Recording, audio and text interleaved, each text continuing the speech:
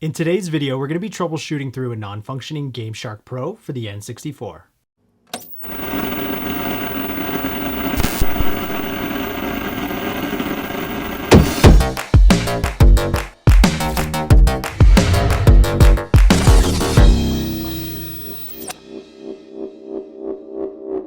Admittedly, I haven't actually used one personally. I have, however, learned quite a bit about them in the past couple weeks by working on a couple of them. The first thing I want to show off is what a proper boot up sequence looks like for the Gameshark Pro. If it wasn't obvious, you'll want a game that's compatible inserted at the top of the cartridge first. The Gameshark LCD will display an 8, followed by a countdown from 5 to 1. Once the countdown has completed, the on-screen menu will appear. From here, you'll be prompted to put in the code for the proper game. The two versions of the Gameshark Pro that I received in my shop were both non-functioning in the same manner. They both either displayed an 8 or a weird character and never booted into the main menu. If you're dealing with the same issues, you want to first start by cleaning off the cartridge pins and connectors with IPA. You want to visually clean off all corrosion and gunk entirely and then test again. If the Gameshark still doesn't boot, it's time to remove the 4 Phillips screws from the back and visually inspect the board. What you're looking for in doing so is finding any traces that are broken between pins and components. The easiest way to do this is to bust out your multimeter, throw it into diode mode, and then test between those components. If you find any traces that are broken, you're going to warm up your soldering iron, and then you're going to solder in jumper wires in between those components.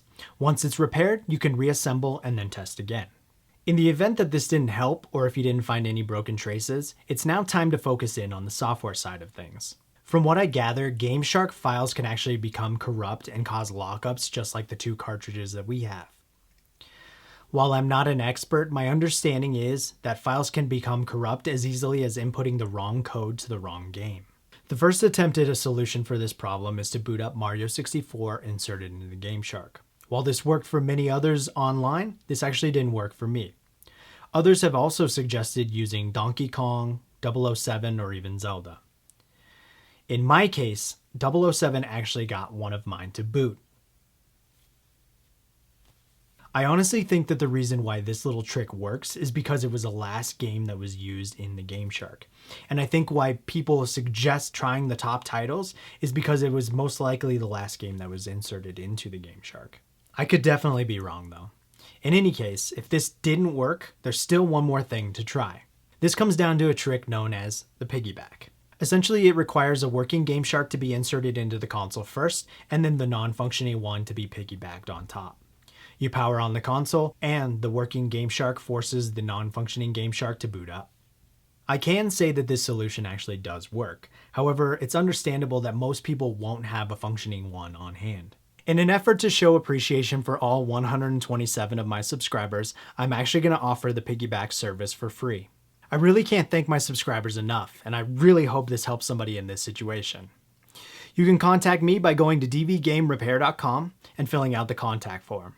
From there, I'll send you the address to ship to.